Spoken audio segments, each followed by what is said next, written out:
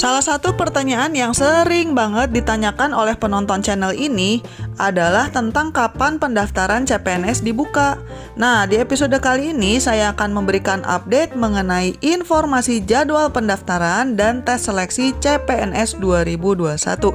Selain itu, saya juga akan membahas siapa saja yang bisa daftar menjadi CPNS, berapa passing grade untuk lolos tesnya, berapa banyak lowongan CPNS 2021, dan kenapa tenaga honorer tidak bisa langsung menjadi PNS. Mau tahu gimana detailnya?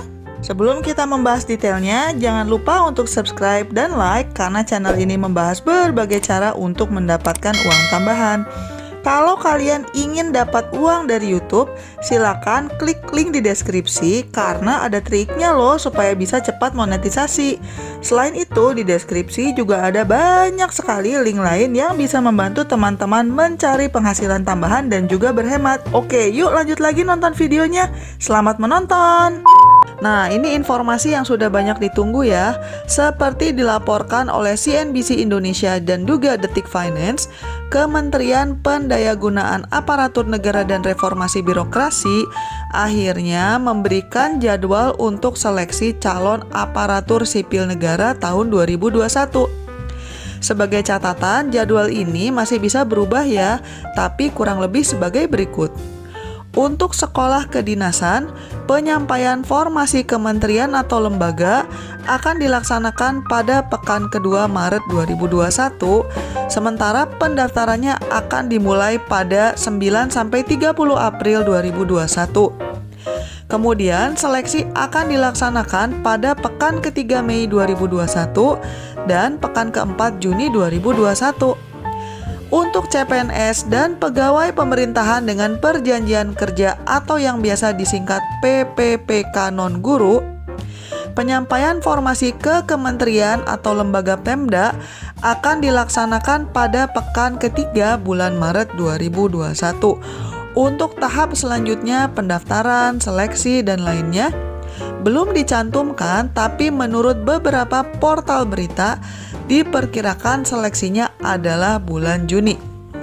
Sementara untuk PPPK guru, penyampaian formasi ke Pemda akan dilaksanakan pekan ketiga bulan Maret, sementara pendaftaran, seleksi, dan lain-lain belum diumumkan. Nah, siapa saja sih yang bisa daftar menjadi CPNS? Persyaratan di tiap instansi itu beda-beda tergantung posisinya, tapi secara umum berikut persyaratannya. Saat mendaftar, batas usia pelamar CPNS minimal 18 tahun dan maksimal 35 tahun atau maksimal 40 tahun bagi pelamar yang melamar jabatan dokter spesialis, dokter gigi spesialis, dosen, peneliti, dan researcher yang memiliki kualifikasi pendidikan S3 atau doktor. Selanjutnya, track record-nya juga harus bagus alias tidak pernah diberhentikan baik secara hormat maupun tidak hormat sebagai pegawai negeri sipil, TNI, dan polisi. Selanjutnya, kalian juga belum berstatus sebagai CPNS, PNS, TNI, atau anggota Kepolisian Republik Indonesia. Nah, kalau kalian sudah pernah menjadi CPNS terus mundur, sayangnya kalian tidak bisa mendaftar lagi kalau sudah pernah diterima, kemudian mundur. Tapi kalau kalian sudah pernah daftar tapi belum pernah keterima, gak apa-apa daftar lagi. Selanjutnya, aplikan juga tidak boleh pernah dipenjara atau terkena hukuman pidana, dan juga wajib sehat jasmani dan rohani. Memiliki ijazah minimal SMA atau sederajat, tapi sebagai catatan, kalau dengan ijazah SMA atau sederajat, lowongan yang bisa didaftarkan juga terbatas, karena semua tergantung pada kualifikasi yang diminta oleh posisi tertentu.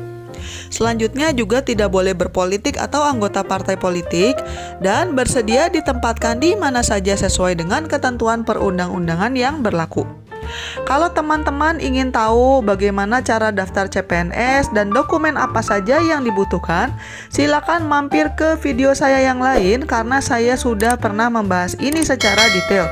Silakan klik link di pojok kanan atas atau di deskripsi. Tes calon PNS 2021 menyediakan 1,3 juta lowongan dengan formasi lebih banyak tersedia di daerah daripada di pusat. Formasinya juga akan berfokus pada guru, tenaga kesehatan, dan teknisi.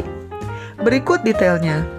1 juta guru PPPK melalui skema yang menjadi program Kementerian Pendidikan dan Kebudayaan untuk Pemda. Kemudian untuk Pemda di luar guru ditentukan sebesar 189.000 yang terdiri dari 70.000 PPPK jabatan fungsional selain guru dan 119.000 CPNS untuk berbagai jabatan teknis yang sangat dibutuhkan termasuk tenaga kesehatan. Kemudian untuk instansi pemerintah pusat ditentukan kebutuhannya sebesar 83.000 dengan persentase 50% PPPK dan 50% CPNS. Ada 2 jenis tes yang akan dihadapi oleh peserta CPNS, yaitu tes kemampuan dasar dan tes kemampuan bidang. Untuk tes kemampuan dasar ini sama untuk semua jabatan atau formasi ya teman-teman. Sementara untuk tes kemampuan bidang ini tergantung jabatan atau formasinya. Kemudian nilai TKD dan TKB ini akan dijumlahkan untuk mendapatkan nilai akhir yang akan digunakan untuk memperebutkan posisi yang tersedia. Untuk tes kemampuan dasar, kalau standarnya sama dengan 2019, secara umum passing grade untuk lulus adalah tes karakteristik pribadi harus minimal 126, tes intelijensia umum adalah 80, dan tes wawasan kebangsaan 65. Kalau teman-teman penasaran tesnya seperti apa, silakan tonton video saya sebelumnya tentang kisi-kisi tes CPNS. Bahkan saya juga pernah membuat video contoh-contoh soal TIU beserta pembahasannya. Silakan klik link di pojok kanan atas atau di deskripsi ya. Passing grade yang saya sebutkan di atas ini secara umum ya teman-teman, karena passing grade CPNS itu berbeda untuk penyandang disabilitas dan juga putra-putri Papua. Sementara untuk lulusan berpredikat cum laude, lulusan luar negeri, dokter spesialis, dokter gigi spesialis, dokter pendidik klinis, instruktur penerbangan dan sebagainya, passing grade-nya lebih tinggi. Kalau teman-teman ingin lebih tahu detailnya berapa passing grade untuk berbagai formasi di tahun 2019, silakan klik link di deskripsi. Sekali lagi ada kemungkinan ini akan berubah di 2021 tapi diperkirakan tidak akan jauh berbeda. Untuk teman-teman yang tenaga honorer mungkin bertanya-tanya ya, kenapa sih tenaga honorer nggak langsung diangkat aja sebagai PNS? Kenapa mesti daftar dan pakai tes lagi padahal kerjaan sehari-harinya sudah di bidang itu? Menurut Menteri Pendayagunaan Aparatur Negara dan Reformasi Birokrasi Cahyokumolo, tenaga honorer tidak bisa diangkat langsung menjadi PNS karena ada aturan undang-undang yang membatasi hal itu, yaitu Undang-Undang Nomor 5 Tahun 2014. Ini dimaksudkan supaya seleksi CPNS tetap diselenggarakan secara profesional dan objektif berdasarkan kompetensi, kualifikasi kebutuhan instansi, dan juga persyaratan lain yang dibutuhkan dalam jabatannya. Kalau semua honorer otomatis menjadi PNS, maka dikhawatirkan ini akan mengurangi kemungkinan bagi mereka yang berpotensi, tapi bukan tenaga honorer pada saat ini. Ini juga dimaksudkan untuk mengurangi kemungkinan adanya kecurangan. Jadinya, tenaga honorer yang mau menjadi PNS harus mengikuti seleksi dengan penilaian objektif seperti calon PNS lainnya. Untuk membantu tenaga honorer, salah satu yang dilakukan pemerintah adalah dengan membuka rekrutmen menjadi pegawai pemerintahan dengan perjanjian kerja atau PPPK, misalnya kepada tenaga pendidik. Untuk teman-teman yang mau daftar CPNS, saya doakan ya semoga diberikan yang terbaik. Kalau teman-teman ingin tahu cara-cara lain untuk mendapatkan uang tambahan, silakan mampir ke channel saya dan klik berbagai link yang ada di deskripsi. Jangan lupa juga untuk subscribe ya.